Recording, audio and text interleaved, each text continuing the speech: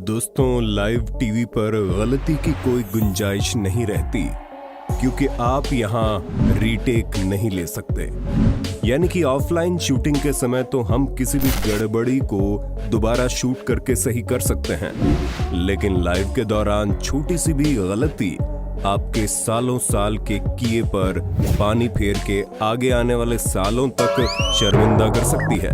और ऐसे ही कुछ लाइव टीवी पर रिकॉर्ड हुई शर्मनाक गलतियां दिखाने के लिए हमने आपके लिए एक सीरीज चालू की और अब तक एक पार्ट बना भी दिया। आज उसी कड़ी में एक बार फिर से हम आपके लिए लेकर आए हैं embarrassing moment caught on A live TV part 2। ये वाकया उस समय देखने को मिला जब फरवरी 2014 के दौरान कैलिफोर्निया के ऑकलैंड में मशहूर सिंगर माइली साइरस का एक लाइव शो होने वाला था। और उससे पहले KTVU नामक एक न्यूज चैनल की हीथर होम्स नामक एक खूबसूरत और काफी फेमस रिपोर्टर लाइव रिपोर्टिंग कर रही थी।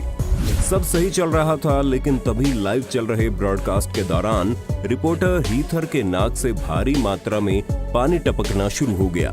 वैसे तो हीथर को शर्मसार करने के लिए इतना ही काफी था, लेकिन इतने में इन मोहतरमा का मन नहीं भरा। हीथर की नाक से जैसे ही पानी टपकना शुरू हुआ, वैसे ही उसने इसे चाट कर साफ कर लिया। इस शर्मनाक वाकये के बाद हीथर सोशल मीडिया पर जमकर ट्रोल हुई। वहीं ट्रोल होने के बाद हीथर ने अपने ट्विटर पर एक पिक्चर भी अपलोड की, जिसमें उन्होंने हाथ में टिश्यू का एक बॉक्स ले रखा था और पिक्चर के साथ लिखा कि ये खुद के लिए नोट है और अगली बार साथ में रखेंगे। जब एक आदमी को लाइव रिपोर्टिंग के दौरान साथ खड़े होकर अपने दो शब्द कहने होते हैं, तो लगभग हर व्यक्ति को शर्म आती है। नहीं, हमें भी पता है, हमें पता है, मगर हमारा खरम खून है, खून का में हम पागल हो जाते हैं, ये बताएंगे हमसे। और ऐसा होना लाजमी भी है, क्योंकि लाखों लोगों के सामने चल रहे लाइव पर बोलना बड़ा ही मुश्किल काम है। ये बात तो हम सभी जानते हैं, लेकिन हरियाणा के रहने वाले इन महाशय को बोलने के लिए आगे कर दिए जाने पर इतना गुस्सा आया कि जनाब ने अपना नाम लेने वाले शख्स को जोरदार लाफाई जड़ दिया। न्यूज चैनल में काम करने वाले रिपोर्टर्स एक फुटेज शूट करने के लिए किसी भी हद तक जा सकते हैं, और इस बात से हम सभी भली भांति वाकिफ भी हैं। लेकिन कई बार हर जगह पर घुसना रिपोर्टर्स को भारी पड़ सकता है, जिसका एक नमूना आप इस अगली क्लिप में देख सकते हैं। यहाँ NDTV के एक महिला रिपोर्टर लाइव रिपोर्टिंग करने भीड़ में घुस तो गई, लेकिन धक्का मुक्की के चलते जल्दी ही परेशान हो गई और कहने लगी कि माइक से मारूंगी अगर मेरे ऊपर आए तो। अरे भैया पीछे को हो जाओ। अरे मैं माइक से मारूंगी यार, मेरे ऊपर आओगे तो। अक्टूबर 2020 के दौरान अर्जेंटीना के ब्यूनोस एयर्स में डिएगो डिमार्को नामक एक जर्नलिस्ट लाइव रिपोर्टिंग करने से पहले की तैयारियां कर रहा था। लेकिन जैसे ही लाइव आने के लिए रेडी हुआ तो उसके पास से एक चोर भागते हुए आता है और जनाब के हाथ से फोन छीन कर चला जाता है। डिएगो ने इसके पीछे भागकर उसे पकड़ने की कोशिश भी की, लेकिन दुर्भाग्य से वो नाकाम रहे। बताओ CCTV क्या करेंगे जब चोर लाइव चोरी करने से भी बाज नहीं आ रहे। ये वाकया उस समय देखने को मिला जब मई 2014 के दौरान जॉर्डन देश के एक लोकल न्यूज चैनल 7 स्टार्स पर लाइव डिबेट चल रही थी।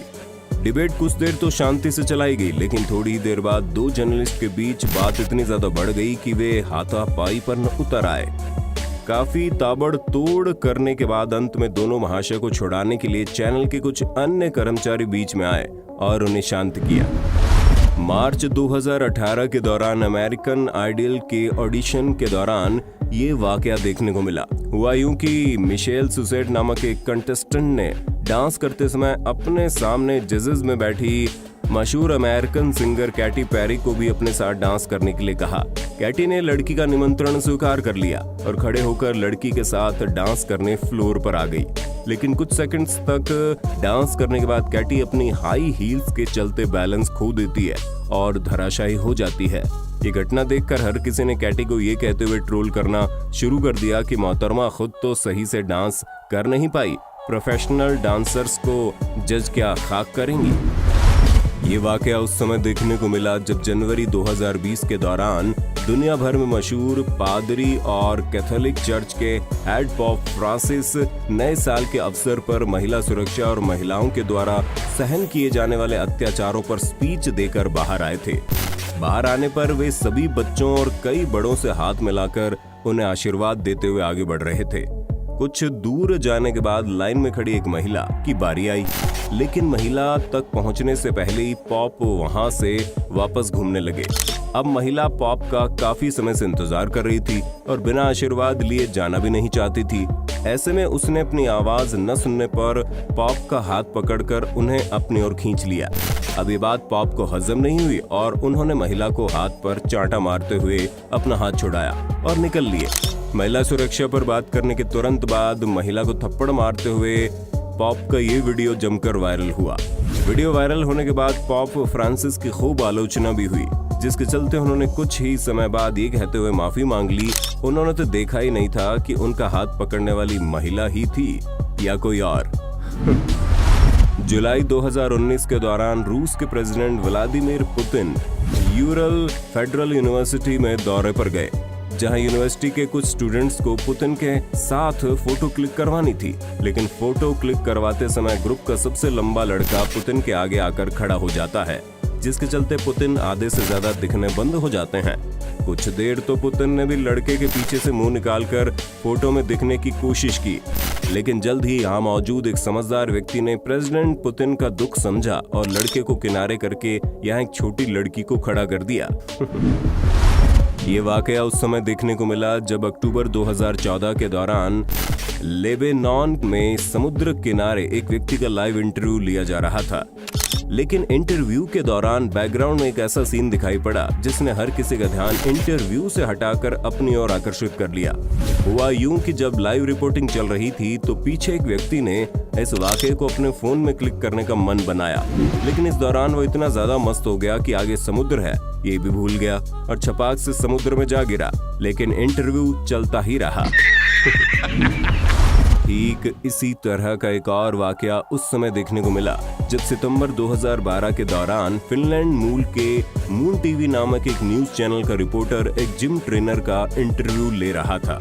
लेकिन इंटरव्यू के दौरान उनके पीछे एक नौसिखिए रनर ने तेज स्पीड पर चल रही ट्रेडमिल पर चढ़ने की गुस्ताखी कर दी और धड़ाम से जमीन पर गिर पड़ा। वहीं ट्रेनर ने पीछे कुछ देर तो देखा और बेचारे की मदद किए बिना ही दोबारा इंटरव्यू देने में मशगूल हो गया। खैर वीडियो स्क्रिप्टेड मालूम पड़ती है, लेकिन मजा असली आया। टीवी रिपोर्टर्स उल्टी सीधी बातें करके लोगों को बोलने के लिए किस तरह से उकसाते हैं ये तो आप सभी भली भांति जानते हैं, लेकिन ऐसा करने के दौरान कई बार उन्हें खुद को बेइज्जत भी होना पड़ता है, जिसका एक नमूना आप इस घटना में देख सकते हैं।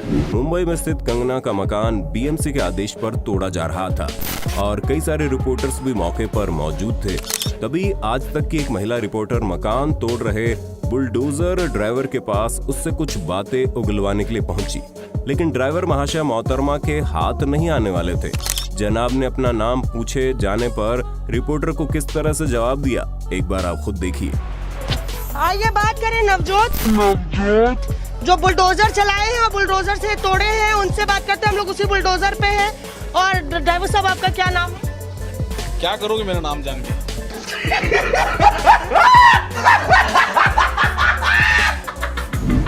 ये वाकया उस समय देखने को मिला जब जनवरी 2018 के दौरान कर्नाटक के पूर्व सीएम सिद्धारमैया कर्नाटक के शिवमोगा में एक रैली में गए थे, जहां एक युवती उनके पास सेल्फी क्लिक करने के लिए आती है, लेकिन लड़की को दूर से सेल्फी क्लिक करते देख सिद्धारमैया ने उसे बाजू से पकड़कर अपने पास खींच लिया और मुस्कुराने लगे। अगला वाकया बिहार के दानापुर से आता है। हुआ यूं कि नवंबर 2020 के दौरान द एक्टिविस्ट नामक एक न्यूज चैनल की रिपोर्टर मतदान के बाद लोगों से बातचीत करने गई थी।